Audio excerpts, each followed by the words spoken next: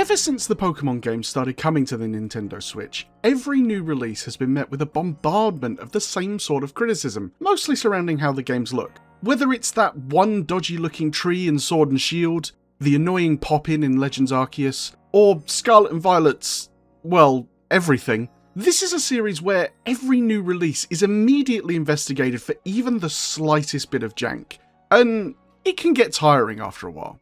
Now, I'm not here to argue that it isn't valid criticism. With a franchise as huge and profitable as Pokémon, I don't think it's unreasonable to demand a higher standard, especially when it comes to the technical performance in Scarlet and Violet's case. However, I don't think I'm alone in saying that, by and large, I just don't care about how Pokémon looks. In fact, I'd go one step further, because when I look at the state of Pokémon compared to a lot of other major AAA franchises these days, I've got to admit, I'd kind of prefer it if more studios took Game Freak's approach. So, to cut some brain-dead comments off at the pass, no, I obviously don't want more games to release in as horrible a state as Scarlet and Violet did. My point is that my big gripes with that game have nothing to do with how it looks. Obviously, there's the argument that the Switch 2 version fixes a lot of these problems, but given that it came 3 years after the game's initial launch and requires buying a whole other console to enjoy it, I'm not going to count that.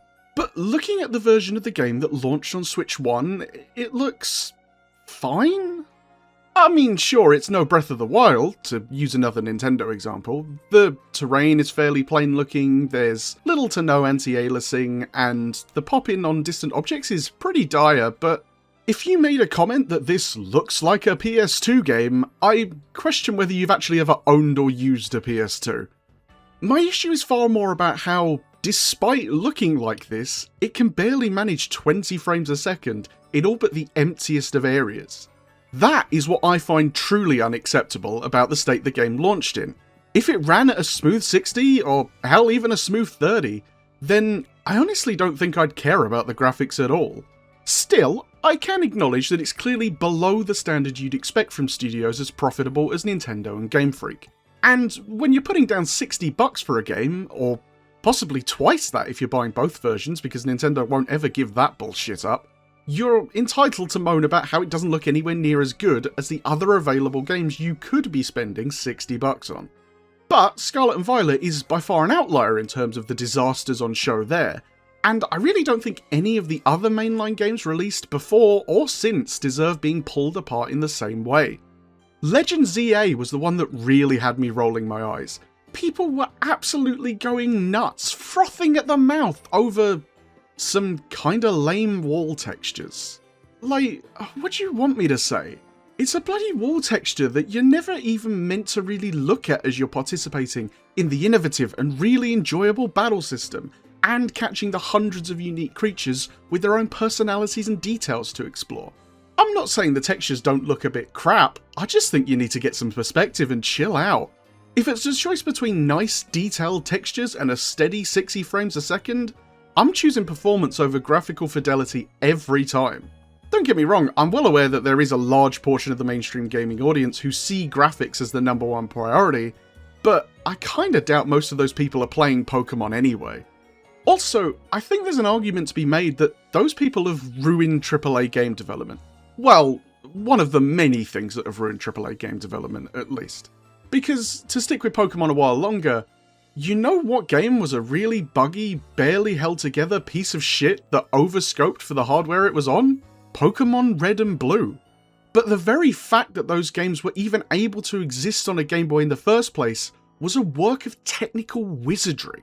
This is a cartridge released in 1996 that has on it 151 unique creatures, all with their own unique base stats and randomized actual stats to keep track of, a fully explorable open world where every segment has its own unique encounter table to keep track of, and that's without mentioning all the unique interior maps, hundreds of trainer battles with 2 different types of AI logic depending on how good the trainer was meant to be, and all of the Pokemon moves, which all had animations tied to them, and all of that took less than 400 kilobytes of space.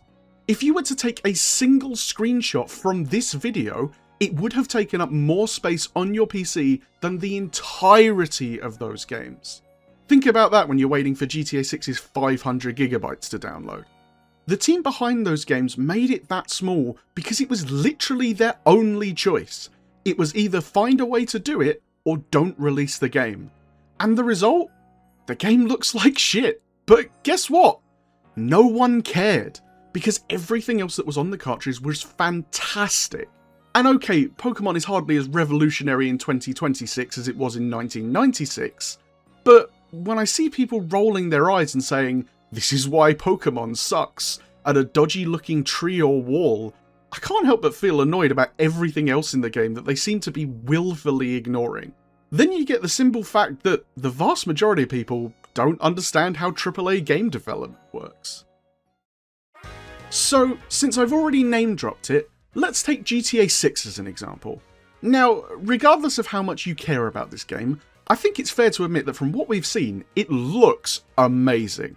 Like, from a purely realistic graphical fidelity perspective, this might be the single best looking game I've ever seen in my life. And I say this as someone who isn't even all that bothered about GTA as a series. But how long has this taken, and how much money has been spent to get us there? There's yet to be any official word on the game's budget, but I think it's fair to say that it's going to, at the very least, challenge for the throne of the most expensive game of all time, in terms of development budget at least, with the possibility that it has surpassed $1 billion seriously on the table. So, what's your excuse, Star Citizen? Sorry, that's a tangent we don't have time for. And speaking of time, GTA 5 was released in 2013, and preliminary work on what GTA 6 would look like began in 2014. As you'd likely expect though, proper early development didn't actually begin until after Red Dead Redemption 2 was released in 2018. And 2020 is when principal production officially began. So, taking even the most generous of those figures, this game has taken nearly 6 full years to be developed. And in a realistic sense, that number is probably somewhere between 8 and 10. This is the state of modern AAA development, and people online are so aware of that when Rockstar first claimed that GTA 6 would be released in 2025, there is not a single person in the online gaming space who actually believed them. Hell, most of us didn't believe that May 26th date was legit either, and to be entirely honest, I'm only about 70% confident the current November 19th date will be hit. At least we're all fairly confident that GTA 6 will release in a solid and enjoyable state, as we've all seen games over the last decade that have spent bucket loads of time and money to release in a truly abysmal state. Cyberpunk 2077 is the obvious example, with people getting absolutely furious about the constant delays, only to be even more furious when the game was a buggy mess when it finally came out, taking over a year to hit a reasonable state. And as for the Bethesda fans out there, I'm so sorry, but there's just zero chance Elder Scrolls 6 will be working smoothly at launch, no matter when it comes out. Don't get me wrong, I love Elder Scrolls and will play the shit out of 6 as soon as it's available, but Bethesda couldn't release a technically sound game if all of Microsoft's money depended on it.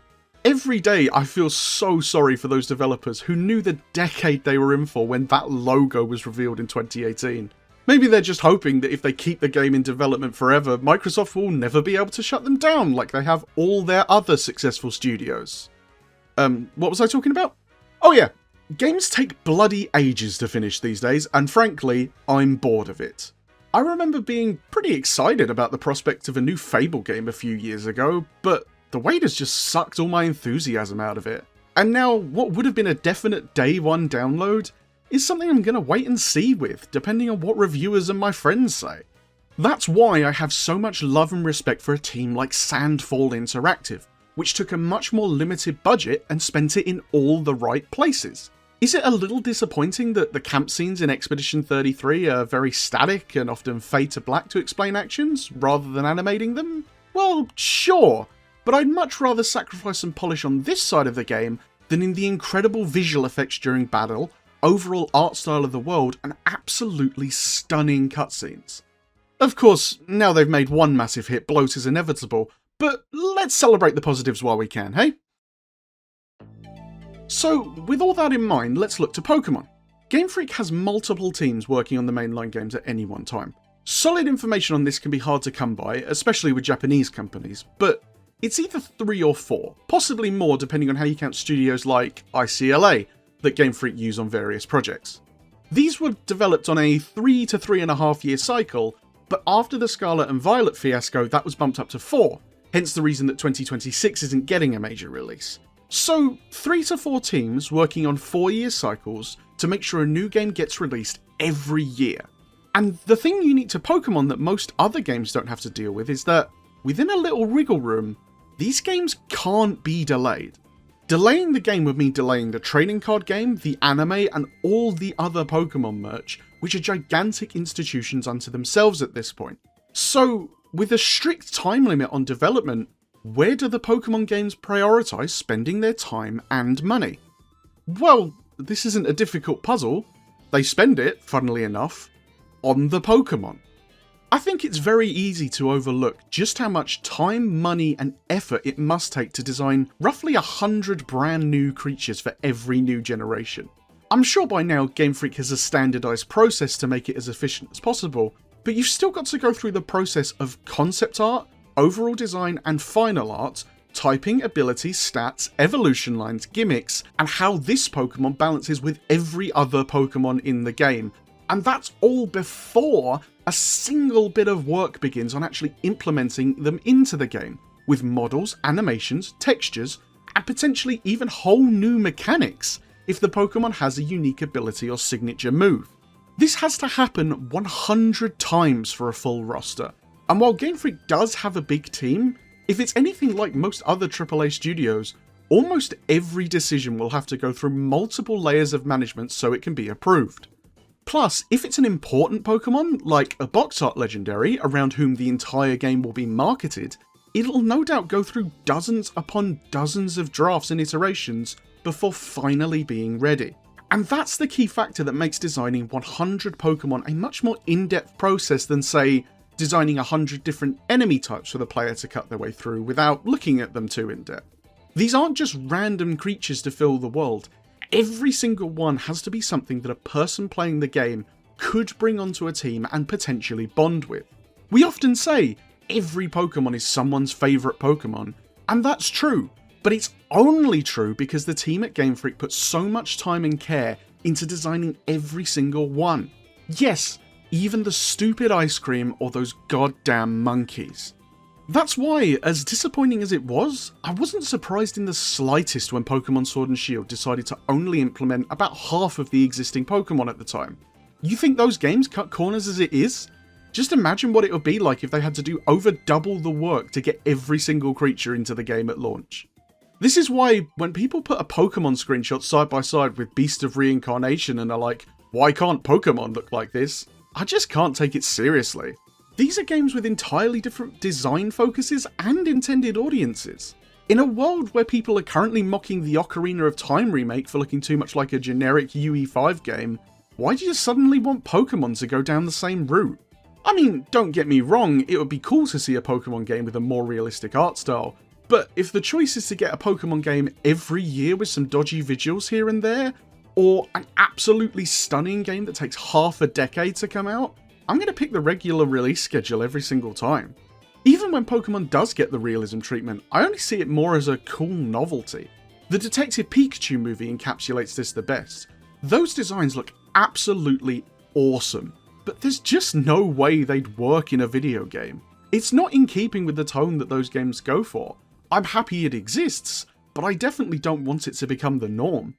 As I said at the beginning, when you pay $60 for a game, you have every right to complain about the aspects of it you find underwhelming, and you'll find no sympathy from me towards big game publishers.